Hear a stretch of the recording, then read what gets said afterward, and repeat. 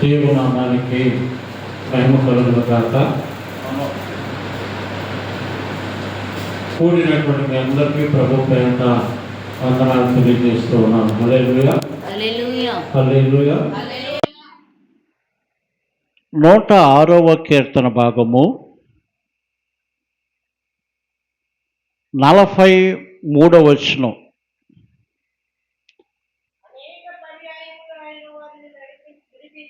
అనేక పర్యాయములు ఆయన వారిని విడిపించెను, అయినను వారు తమ ఆలోచనను అనుసరించి తిరుగుబాటు చేసి వచ్చిరి, తమ దోషము చేత హీన దశ నొందిరి అని దేవుని యొక్క వాక్యము సెలవిస్తున్నది. ఎవరి గురించి మాటలు చెబుతున్నారంటే ఇజ్రాయేలు ప్రజల గురించి ఈ కీర్తన భాగము వివరిస్తూ ఉన్నది. వారి యొక్క దోష క్రియల చేత వారు ఎట్లయిపోయారంట? హీన స్థితిలోకి వెళ్ళిపోయారంట. ఆయనను వారు ప్రభువుకి మొరపెట్టినప్పుడు ఒక్కసారి కాదు, 2 సార్లు కాదు, ప్రభువు వారిని అనేక పర్యాయములు విడిపించి ఉన్నాడు అంటున్నాడు. అయితే వారు చేసినటువంటి దోషములు ఏంటంటే అన్నీ కాదు. వారు సనిగారు, గొనిగారు, దేవుని యొక్క సేవకుల మీద తిరుగుబాటు చేశారు, దేవుని యొక్క ఆత్మ మీద కూడా వారు తిరుగుబాటు చేసి ఉన్నారు. విగ్రహాలకు పూజ చేసి విగ్రహాలకు అర్పించినటువంటి వాటిని కూడా వారు భుజించి ఉన్నారు. కానాను దేశంలో విగ్రహాలకు తమ కుమార్తెలను, కుమారులను బలిగా అర్పించి వారి రక్తమును ఒలికించారని దేవుడు స్పష్టంగా ఈ దినమున మనతో మాట్లాడుతూ ఉన్నాడు. మీరేం చేస్తూ ఉన్నారు?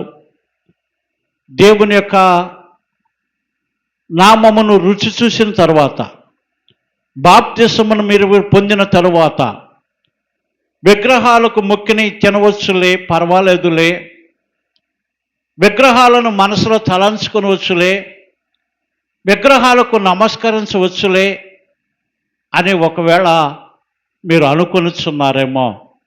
దేవుడు అంటున్నాడు, వారి దోష క్రియలను బట్టే వారు హీన స్థితిలోకి వచ్చారు. దేవుడు ప్రేమించే దేవుడై ఉన్నాడు. హల్లెలూయా. దేవుడు ఆశీర్వదించే దేవుడై ఉన్నాడు. దేవుడు హెచ్చించు దేవుడై ఉన్నాడు.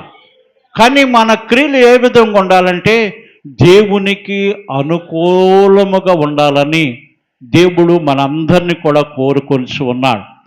మన మనసులోకి చెడ్డ తలంపులు, మనము హేయమైనటువంటి క్రియలు ఎప్పుడైతే మనం చేస్తూ ఉన్నామో మన క్రియలను బట్టే మనము, మన కుటుంబాలు, మన ప్రాంతము, మన రాష్ట్రము, మన దేశము హీన స్థితిలోకి వెళ్ళిపోతుందంట.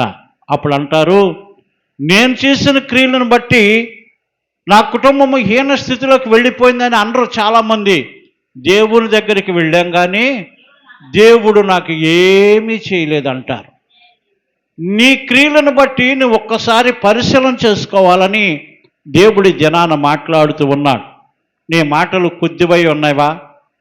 నువ్వు చెడు అలవాట్లలో నుండి బయటకు రాలేకపోతున్నావా? ఎక్కడ భోజనం చేసినా, ఎక్కడ విగ్రహాలకు అర్పించిన వాటిని తిన్నా కానీ పర్వాలేదు అనుకుంటున్నావా? నీ కుమారులను, కుమార్తెలకు విగ్రహాలకు మొక్కించేటువంటి వాటిగా ఉన్నావా?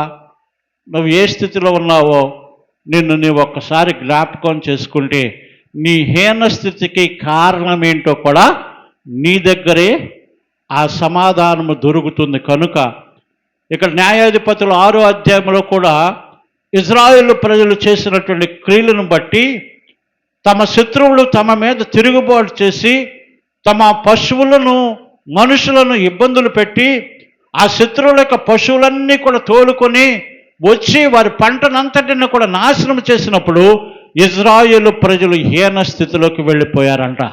ఆ హీన స్థితిలోకి వెళ్ళిపోయిన తర్వాత అప్పుడు ఇజ్రాయేలు ప్రజలందరూ మళ్ళా దేవుని వైపు తిరిగి దేవునికి మొరపెడుతూ ఉన్నారంట. ఆ మాట చదవండి ఒకసారి.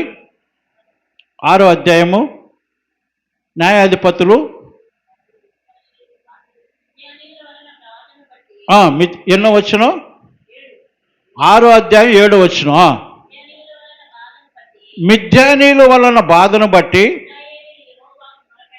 ఇజ్రాయేలులు యెహోవాకు మొరపెట్టగా ఇజ్రాయేలుల వద్దకు ప్రవక్తను పంపించెను. హల్లెలూయా, హల్లెలూయా, హల్లెలూయా. 6వ వచనములు అంటారు, దేశమును పాడు చేయుటకు వారు దానిలోనికి వచ్చిరి. ఇజ్రాయేలీలు మిద్యానీయుల వలన మిక్కిలి హీనదశకు వచ్చినప్పుడు వారు యెహోవాకు మొర్రపెట్టిరి. హల్లెలూయా. నీ స్థితి ఎట్లా ఉన్నది? నీ కుటుంబం ఏ స్థితిలో ఉన్నది? నువ్వు చేస్తున్నటువంటి దేవునికి వ్యతిరేకమైనటువంటి కార్యాలు మూలముగా, నువ్వు చేస్తున్నటువంటి క్రియల ఫలితముగా ఒకవేళ నీ కుటుంబము హీన స్థితిలోకి వచ్చిందేమో. మన దేవుడు విడిచిపెట్టే దేవుడు కాదు. ఎప్పటికైనాను నిన్ను సరిచేసుకుని దేవుని వైపు సంపూర్ణంగా నువ్వు తిరిగి ఆ దేవుని వైపు చేతులెత్తి ప్రార్థన చేస్తే ఆనాడు ఇజ్రాయేలు మొరనయన్న ప్రభువు ఈ దినమున మన మొరను కూడా వింటూ ఉన్నాడు. హల్లెలూయా. వినటమే కాదు, నీకు కలిగినటువంటి స్థితిని అంతటిని కూడా మళ్ళీ మార్చివేసగలిగినటువంటి సమర్థుడు నీవు పోగొట్టుకున్న దానికి రెట్టింపైన దీవెనలు ఆశీర్వాదములు కలుగజేసి మళ్ళా నిన్ను ఒక ఉన్నతమైన స్థానంలోకి నడిపించే ప్రభు మన మధ్యలో ఉన్నాడు. హల్లెలూయా, హల్లెలూయా.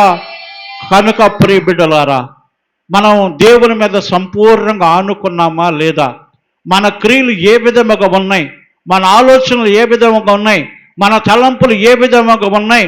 మనం దేవునికి చిత్తమును నెరవేర్చుకోకుండా దేవునికి వ్యతిరేకమైన కార్యములు చేస్తూ మళ్ళా దేవుని మీదే నిందేస్తున్నామేమో. ఒకవేళ మన దేవుడు పక్షపాతి కాదు, మన దేవుడు శిక్షించేటువంటి వాడు కాదు, మన దేవుడు శాశ్వత ప్రేమతో ప్రేమించేటువంటి దేవుడు మన మధ్యలో సంచారం చేస్తున్నాడు. కనుక నీ దోషములు ఏమై ఉన్నాయో, నీ క్రియల ఫలితముగా నీ కుటుంబము హీన స్థితిలోకి వచ్చిందేమో, నీ ఒప్పుకున్నట్లయితే వాటన్నిటి నుండి ప్రభు విడిపించి మళ్ళా నీ కుటుంబమును సంఘమును ప్రభు రెండొంతుల దీవెనలతో ఆశీర్వాదములతో నింపబోతున్నాడు. హల్లెలూయా, హల్లెలూయా. ఈ కొద్ది మాటలను ప్రభు మన వెనుకలలో నీరు కట్టి ఫలింపచేయునుగాక. ఆమేన్.